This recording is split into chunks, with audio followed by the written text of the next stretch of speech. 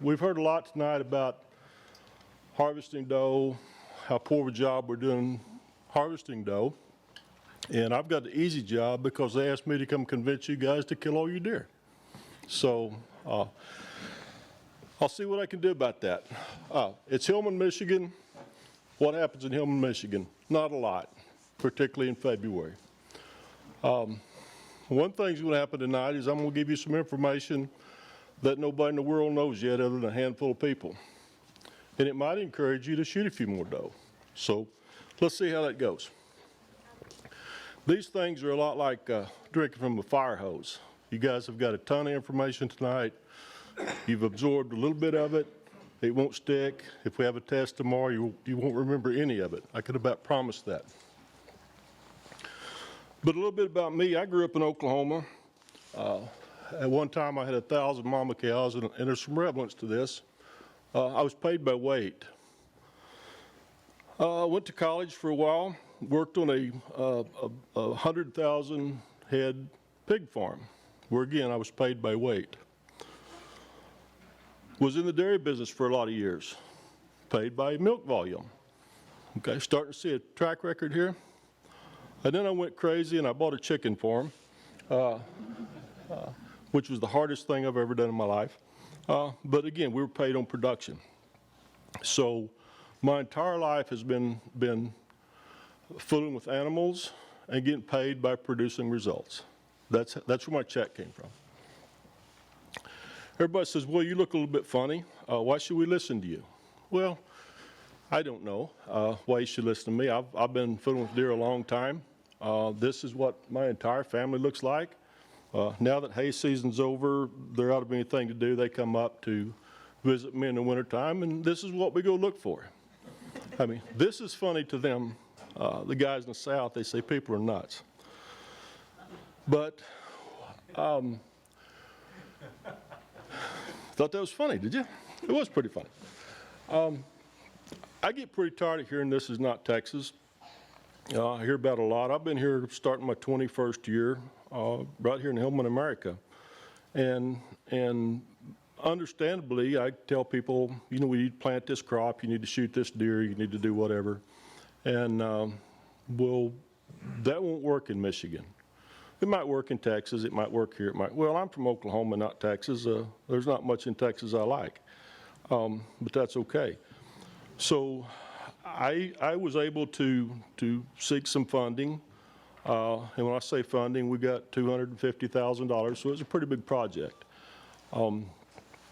And right here in Hillman, we skinned off some property and said, let's figure out what deer need to eat and why they're eating it. So we broke this up into 10th acre plots, and any guys that do any farming at all know that a 10th acre is not very big. It's hard to keep up with. It's hard to manage. And so I called all the seed dealers in the country. If you sold seed and you recommend it for northern Michigan, I called and I said, hey, send me a free bag of seed enough to plant a 10th acre. Well, guess how many takers I got? None. The reason is we're comparing you side by side with your competitors. They don't want any part of that. And we did. Very honest about it. We put their names right on plaques. And we grew everything from turnips to God names it. If it was recommended for Michigan, we put it in the ground. And did a pretty good job. We even planted different varieties. You know, this corn's best, this corn's best, this corn's better. Went through all that. We set exclusion cages. You guys have talked about exclusion cages tonight. Simply see what it'll do without deer pressure. And then we turned the deer loose on it. Actually didn't turn them loose. They were there from day one. So we let the deer tell us what they liked, when they liked it, which worked very well, but I want to know why they liked it. So we had an internship program. These were a couple young biologists. We pull samples once a week. We send them to the lab, run all kinds of analysis on them to see what it was, why they were eating it. But it's important to me to know also what did it cost to produce that per ton. Because again, I'm a production guy. I get paid by getting results. So that was important to me.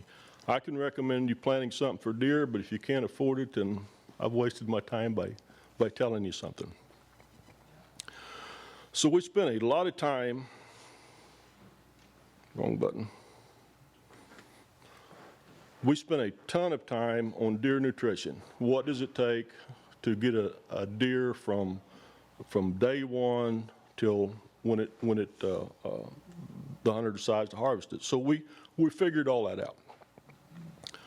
Well, because I spent $250,000, of course the investors said, hey, we need some proof. Show me what you've learned. So we started doing necropsies, which I think a lot of you guys, I see some faces here I recognize, so a lot of you folks have been to those. We're doing another one here in a couple weeks, but we have looked at a ton of data, probably more data than any biologist in this room when it comes to white-tailed deer.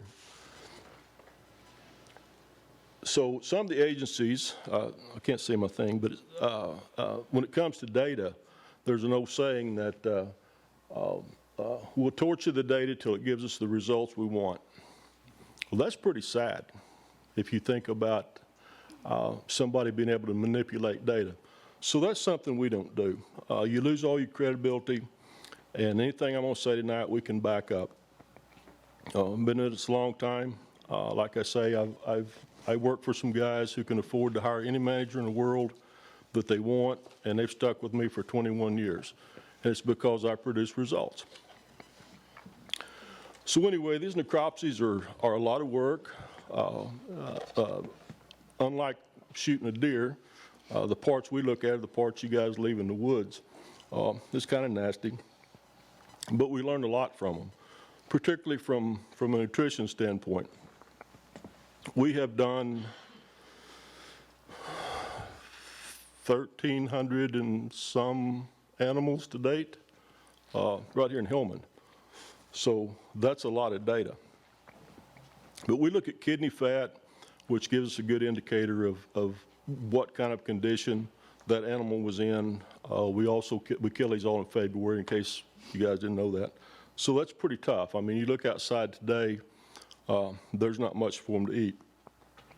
So we do a lot of the body condition measurements, bone marrow, kidney fat, mesenteric fat, that kind of thing, to see what kind of condition our deer are in at the worst possible time of the year.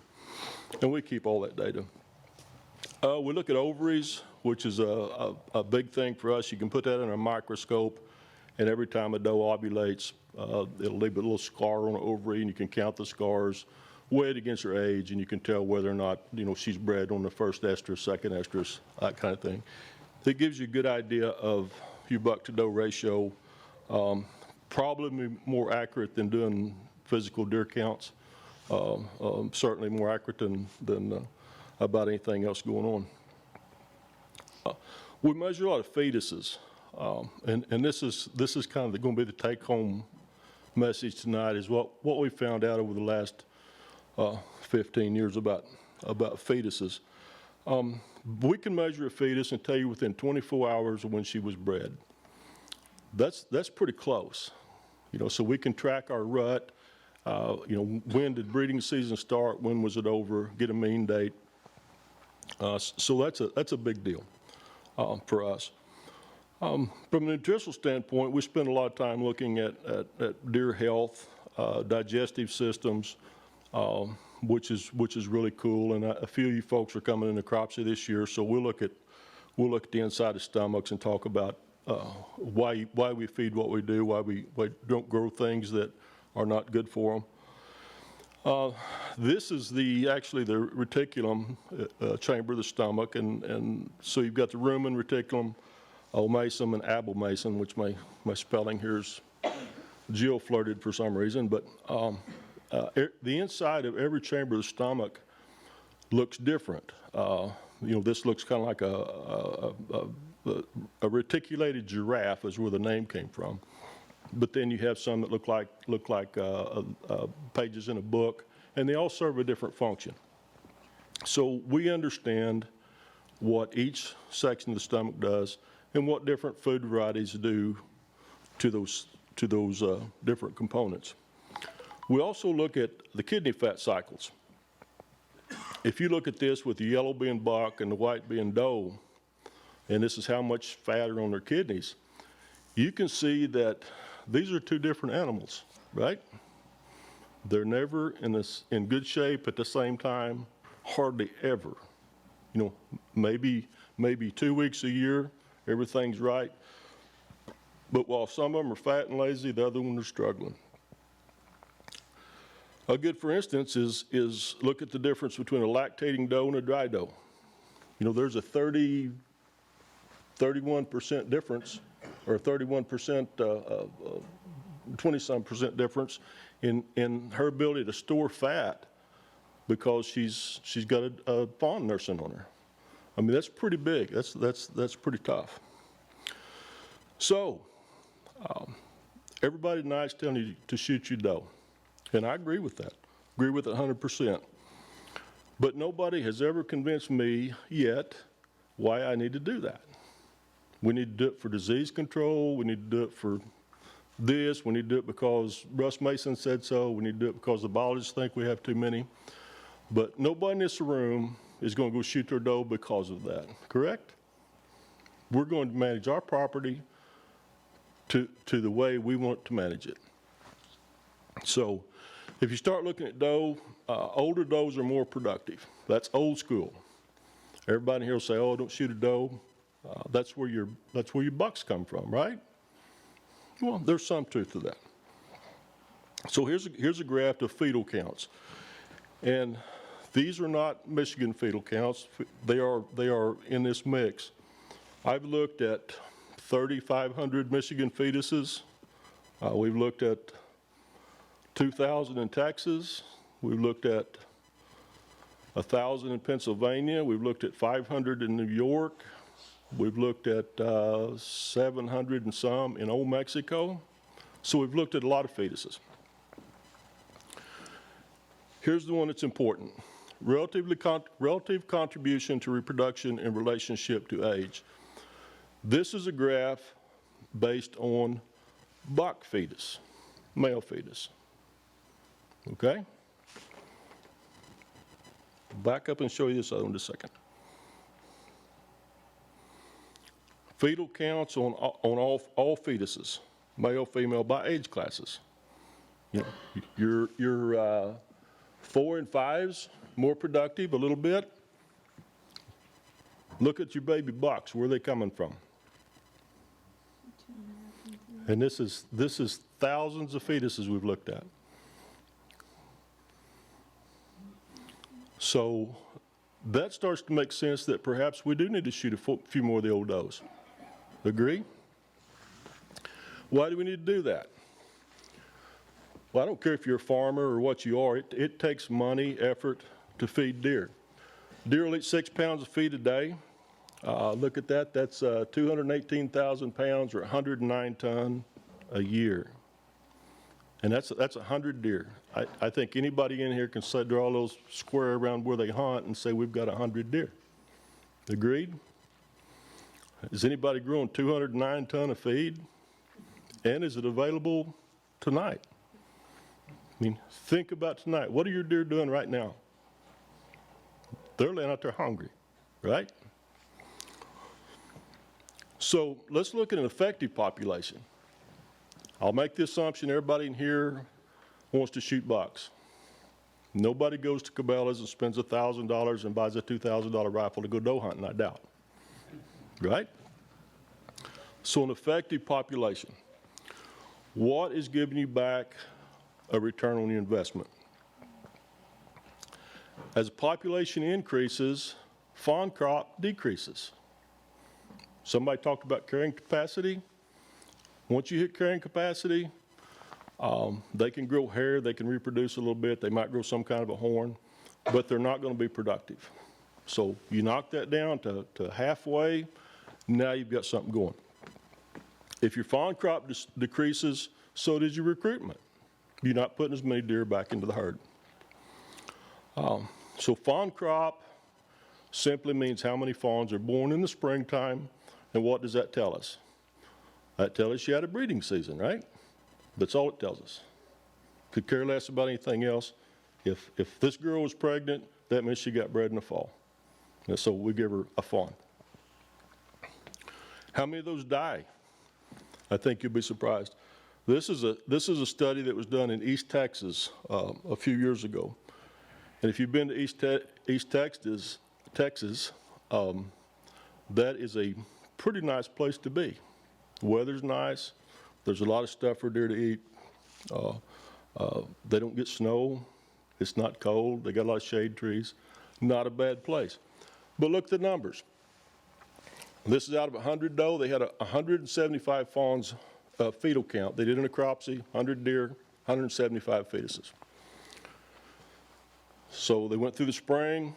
Next fall they counted. They had 60 fawns just losing their spots. Late winter, dropped down to 55. The following spring at about 30. That makes sense? Do you believe that you lose 140 fawns out of every 200? And this is Texas.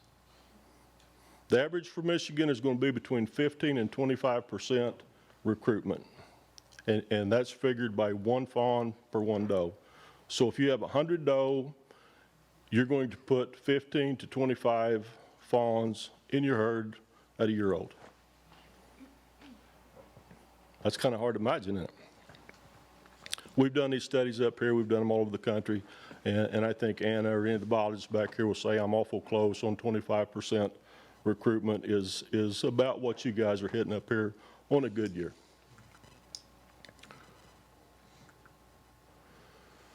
So what if I told you harvesting the right doe would put more bucks in your herd? Would you start getting interested in shooting more deer now, maybe, perhaps? All fawns are born 50% female, 50% male. We agree with that? I can agree with that. If you look at everything from a yearling to 9 or 10 or 11 or 12, yeah, you get a 50-50 ratio. That's true. That's a fact. That's data nobody can manipulate. Has anyone ever looked at sex based on mother's age? No. They have, a little bit. They've been in high fence places. They've been very small samples. Nobody's done anything with it. We're in year 14 of our necropsy efforts now nationwide, including Mexico. We have a paper under peer review right now that's going to change the way you manage deer across the country. And write it down, you guys heard it first, okay? It's coming. So in these necropsies at 2 months old, we can tell whether it's a female fawn or a male fawn because they've got the little boy parts attached. And if you look at enough thousands of them, I pretty much know what they're going to have in them when I open them up. But nobody's talking about the real deal. Here's the real deal. At age 2, a doe will have a single buck fawn about 80% of the time. So the first fawn that a fawn has will be a single male 80% of the time. At 3 and 4, she'll have about a 50-50 male-female split. Okay?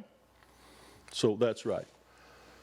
Here's where it gets important. After age 4, she's going to have twin fawns, both of them be female, about 80% of the time.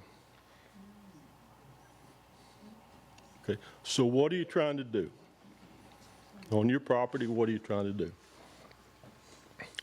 Who's the better mother? The old ones are. Of course they are. You know, they've been to this rodeo before. They know to keep them away from the coyotes. They know where the best fawning ground is, and that's where they go. So our young mothers who are producing our buck fawns are kicked out in poor habitat. They're laying out in the grass fields where the coyotes can come along. It makes your young mothers travel further for food, makes them travel further for water, and it leaves your fawns susceptible to predation. Right? All that makes sense? All right, here's some really easy math for you. You guys all like math? So let's say you have 100 old age class doe. So we got 100. You're sharing 100 with your neighbors, or you have 100 on your place. So let's give them 175 fetuses, which is about right, to 1.75 fetuses per animal, plus or minus. And we'll go with the recruitment rate at 25%, or what's about normal for this area. It's normal for Texas, it's normal for the UP, it's normal about wherever you want to go. So about 43 out of the 175 will be recruited in your herd as adults. Okay? Out of those 43, assuming that a 70% female birth, you'll have added 30 females and 13 males to your herd.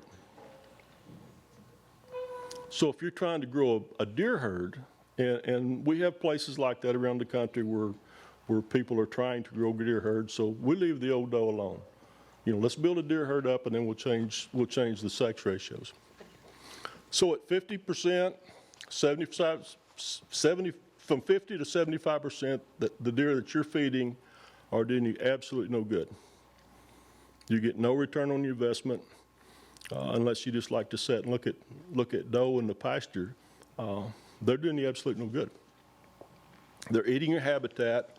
They're not putting any males back in the herd to speak of, and they're getting older. We've talked that to death tonight about disease in older animals. They're not doing you any good anyway. Why keep them? You know, let's help our ag neighbors. Let's get the population down. It'll do you a favor. It'll do them a favor. It'll be huge for the state. It'll be huge for the health of the herd. So that's what we need to do.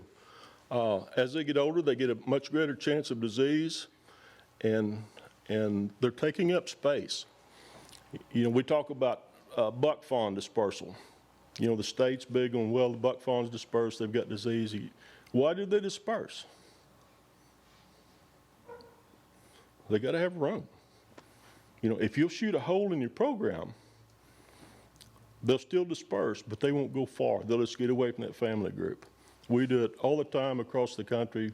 We've got places we have tag deer, free range tag deer, and that buck fawn may move, but it may just be a quarter of a mile. These buck fawns are not going to leave the country if you shoot a hole and make them a home. Okay? So there goes the theory on buck fawn dispersal causing disease issues. Shoot a hole in your program. All right, let's look at some better math. Let's say we shoot 50% of our doe. Okay? We're going to go out there and buy some bullets, and we're going to shoot every old doe we see. And we're going to shoot half our herd off. So now you have a herd of 50 younger doe, 2 to 3 year old, 1 year old. But at 4, you've got no more use for them. Put them in the freezer, make jerky, whatever you want to do with them. And let's give them an 80% recruitment rate. That's about what we're seeing. Right here in Hillman, Michigan, we'll bounce around depending on the year, depending on the winter, but between 70 and 80% recruitment. So we've shot half our herd off. The younger herd will produce more singles, and being very, very conservative, we'll say, okay, everybody's right. We'll give them 50-50, which is not. It's more like a 70-30, but we'll say 50-50. Male to female ratio. So, and let's give them 75 fawns. We've got 50 young doe. We're going to say they're not quite going to give twins all the time, so we'll give them 75 fawns. And 80% recruitment rate. We've eliminated half of our deer herd. We've saved the resources from 50 does. All right, 80% of 75 birth is 60 fawns recruited to a year old. Same math we're doing with the old ones. Okay, everybody follow me? So what have we done? We've changed that a bunch. Now we've put 30 bucks and 30 does back in your herd with half as many mamas. Doesn't seem possible, does it? We do it all the time. I guarantee you at our places and the place we manage, she gets 4 years old, I want a bullet in her. I'm done with her. Perfect world, old guys, young girls, right? Right. So you take 100 old doe, you feed them all the time, you're putting 30 females and 13 males, okay? Shoot that population off, 30 females and 30 males. But you're putting the same amount of females in there, so you got to keep shooting, okay? Don't give up. And I can put a dozen people up here that I've been working with for years, and they'll say, you know, listen to the guy. I called him a liar, I challenged him, I done all that. I've been with him for 5 years, it worked. I'm shooting bucks on my 100 acres that 20 years ago we didn't even have a buck. And now we're shooting 3 or 4, and we're shooting 9 or 10 does a year. Life is good. So don't be afraid to do that. Shoot till you're afraid. When I first went to Turtle Lake, we took this picture in 19, whatever that says up there, I can't read it, 2000 maybe. I had a lot of old school guys, just like some of you in here. They said, what do you want to do? I said, I want to shoot some doe. You have lost your mind. We don't have any bucks. I don't know how they do things in Arkansas, but apparently you don't understand how all this works. I understand. I've got 3 kids. I get it figured out. They said, okay, well, to make you happy, we're going to let you shoot 15 doe. 15 doe on 26,000 acres is like spitting in the ocean. No difference. But we took the 15. Well, the herd didn't crash. It made no impact. I mean, we killed 15 deer, big deal. But since then, the guys, we give them a lot of data, and again, I'm paid on results. I can take data and I can put it in front of them. They're all smart guys. I can convince them that this is what needs to happen. But if they've got half a brain, which all of them do, they can drive out to the woods and they can see it themselves. They're seeing deer now that didn't exist 10 years ago. I mean, they're seeing great bucks. Our doe hunting sucks. I can go kill a 100-inch buck way quicker than I kill a doe. But that's okay. Supply and demand, right? I don't care about feeding a lot of does. But this picture was took in 2000. I blow this up, and there's, as near as I can tell, there's 3 bucks in there. One of them's a 2-year-old. So our ratios are 1 to 1. When we started deer season, we were what? Look, 1.7 to 1 buck to doe ratio, roughly. Our recruitment went from 20% to 80%. Okay? We have way more bucks being recruited than doe. Our rut is over when you guys start deer hunting. For the most part, our rut is backed up. We're done. Everything's fat and happy. We have some chasing going on, but not much happening. It's tough for us to hunt because everybody's happy. They're not chasing the ladies anymore.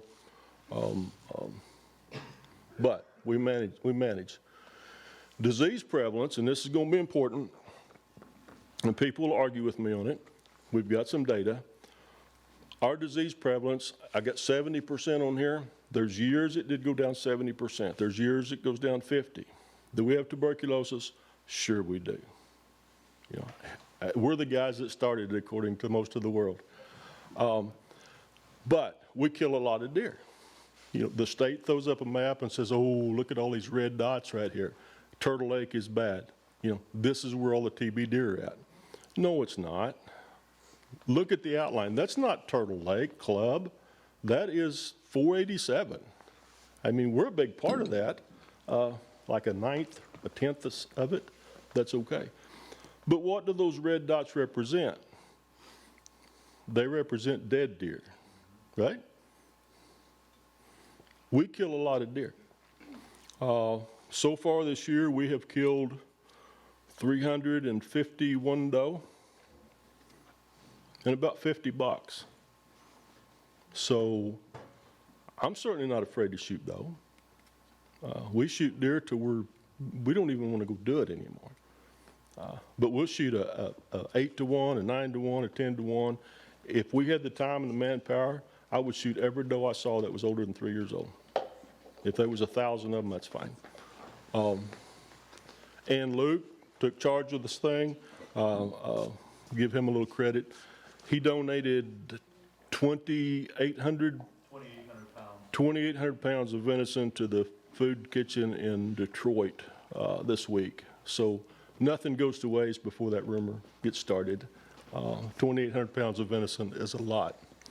So don't be afraid.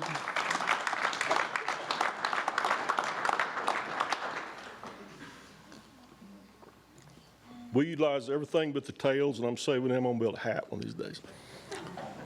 So don't be afraid to harvest your doe. Please don't. If you see a doe, I'm telling you, honest as honest can be, if you see a doe that's 4 years old, and this is assuming that you have a deer herd, if you've got 3 or 4 deer out in front of you and there's one 4 years old, make sausage out of her. She's not doing any good. You're feeding her for nothing, unless you're needing to build a deer herd. Okay? So now that I've got y'all convinced you're gonna go home and shoot all your deer, we'll have some fun and figure out how to age a deer, okay? Everybody interested in that? Everybody's experts? All right, first off, is she a doe? How old is she, and should I harvest her? Well, maybe she's a doe. How old is she? I'm gonna teach you that here in just a second. And should I harvest her? Absolutely, without question. If it's a doe, put her in the dirt. You'll be happy that you did. Deer can be aged. We do a lot of this. I can go out and say that's a year-old, 2-year-old, 3-year-old, 4-year-old, 5-year-old, 6-year-old, whatever it is. But you guys don't need to do that. Juvenile, mature, over mature. If she's mature or over mature, they make excellent summer sausage. Okay? So what we want to do is I got my tech guy over here about to bust the gut for whatever reason. So anyway, what we want to do is encourage you to shoot your old doe. And I know that goes against everything your dad taught you. My dad came up hunting with me, and I shot 5 or 6 old does, and he went back to Oklahoma sick. What have you done? They're going to fire you next week. Okay, well, 21 years later, we're still shooting old does. And we haven't run out. Every year, guys, we need to shoot. You know, we shot 200 last year. We need to shoot 250 this year. This year it's 300. It may be 500 next year because our recruitment went up. But our disease is going down. Buck numbers are going up. So good. All right, here's a juvenile. We're going to say she's 6 months to 2.5. This one happens to be 1.5 years. So we're going to put her in the let's don't shoot her, okay? She might be bred. We see about 30% of our fawns bred in the fall.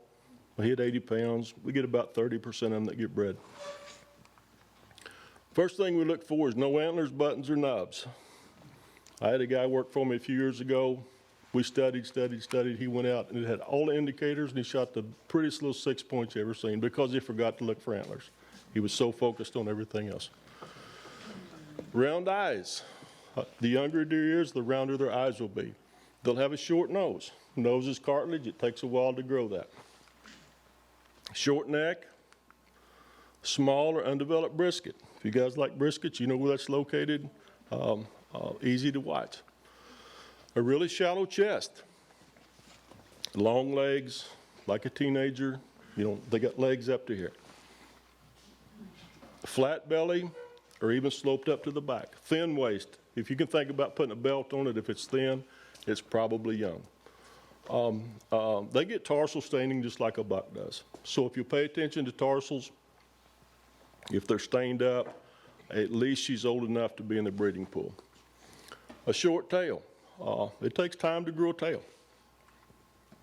Little or no muscle development. If you think about rump roast, shoulder roast, look and see what kind of a roast you can get off that thing.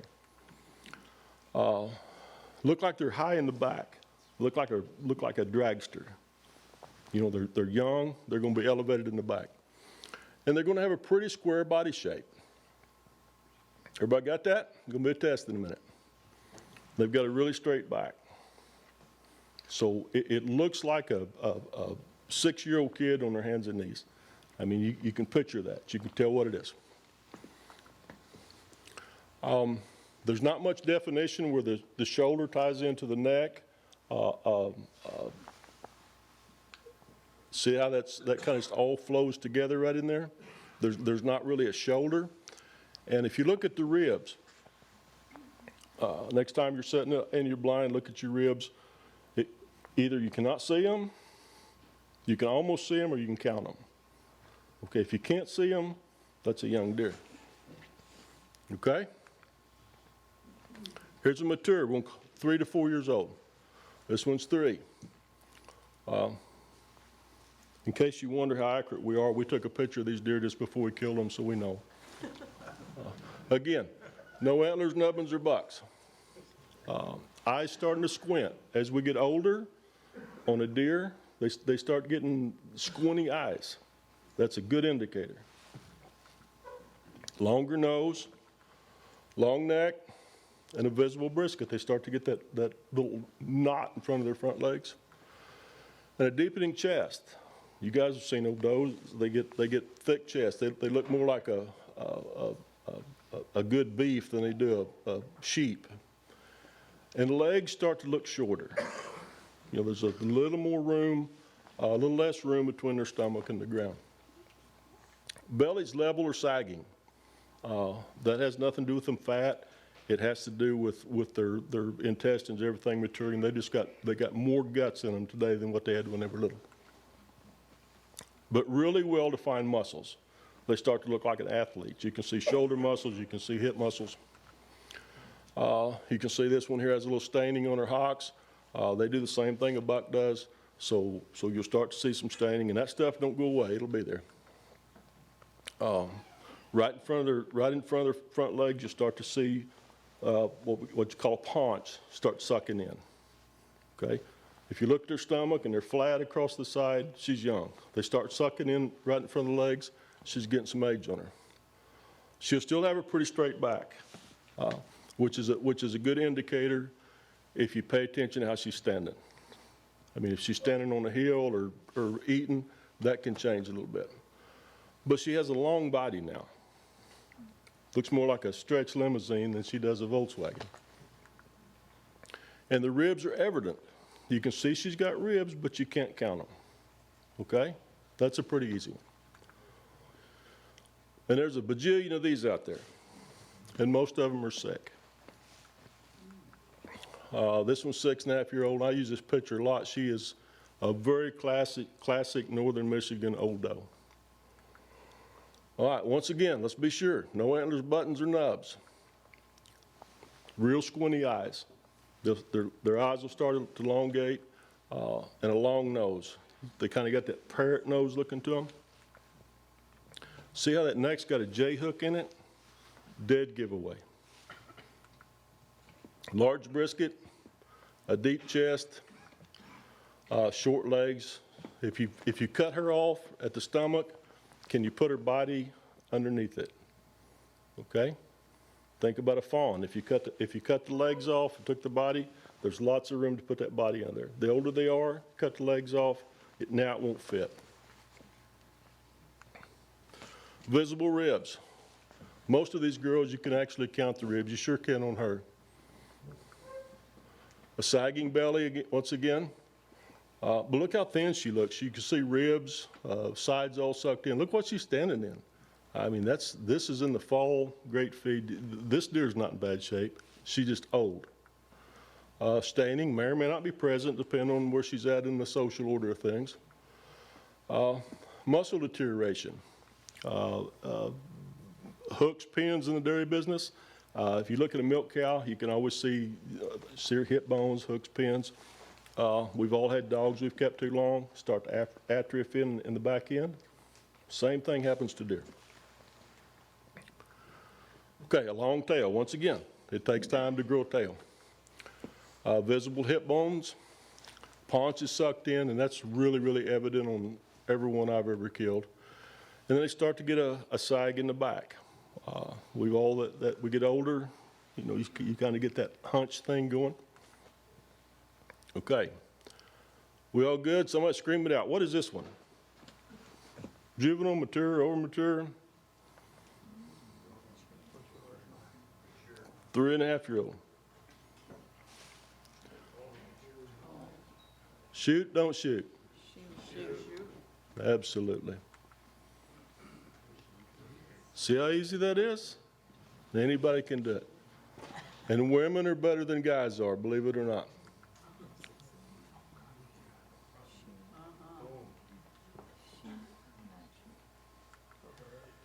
Are we getting them right?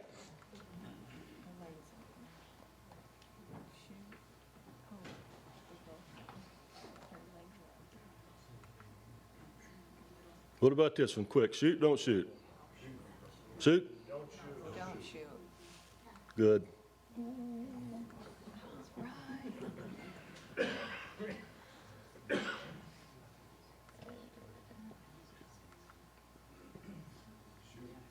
Shoot? Perfect. Don't shoot. Don't shoot. Good answer. That's a tough one. Don't shoot. Yep. Look at the legs. Don't shoot. Don't shoot. Right. So 3.5 is when you don't shoot, right? Oh, no, that would be The one on the left gets it, yeah. Gets easier after you start looking at them, don't they? See any ribs on that one? no, don't shoot. I'm not going to tell you. Which one gets it? Right one? Left one. We got a meat hunter up here in the front.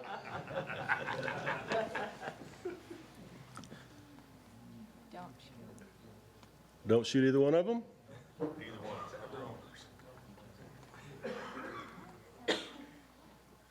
Straight back. Don't Give it a buck. Check for nubs. I didn't check for nubs.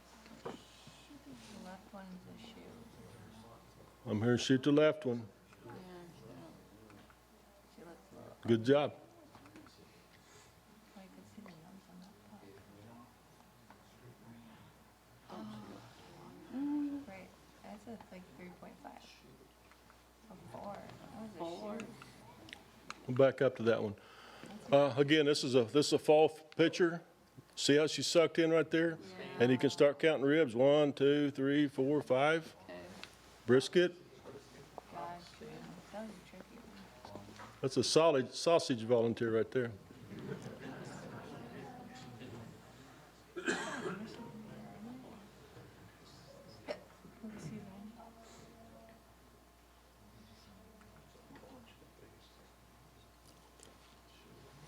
How we doing, guys?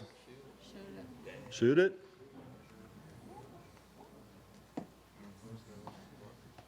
Don't shoot. Pretty high in the back end, huh? Kind of short. Way she's standing. They can be deceiving. This one's a pretty easy one. Yes, The right one. both of them. I'm guessing. Oh, Less that one was.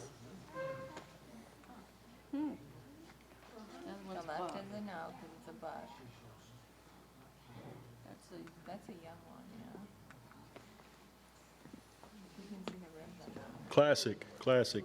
Million of them up here.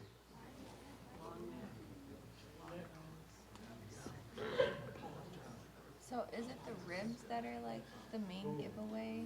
It's a little bit of everything. and then I'll that- back up to this that one. Paunch in the back. That, But see how she sucked in right here? Oh, yeah. Okay, she's got that paunch sucked in, and that's because everything's pulling on her backbone. I mean, she's full. And then you start seeing those ribs. She's not thin, it's because the hide's stretched tight on them because of the weight. And the typical J neck, see how that's got that J in it?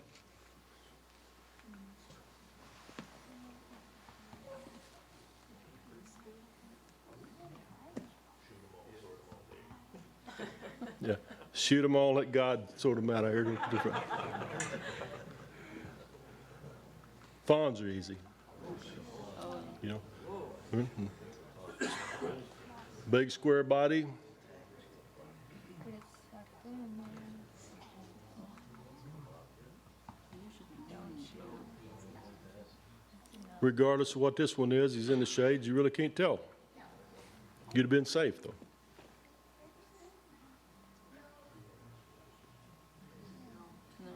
No. No? What do you say no? But her nose is long. Long face, big brisket? Yeah. That one's hard to see. That's a no. Looks a lot like a dragster to me. No.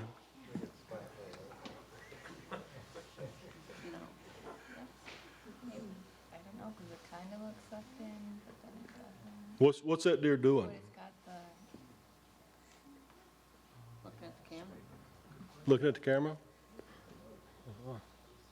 That's right, but it's also working a scrape. She is. working spot.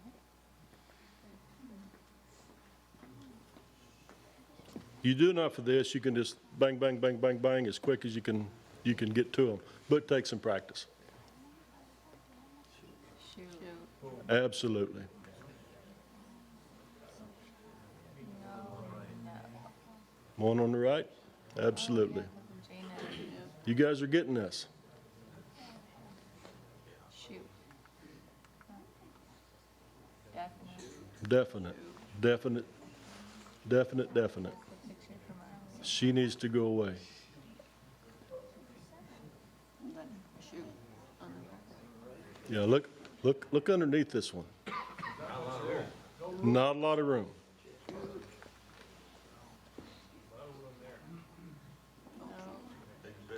Oh, big brisket, yeah. Yep. Yeah, you got about 10 indicators, get 3 or 4 of them, and you'll be right most of the time. Little guy. Big guy.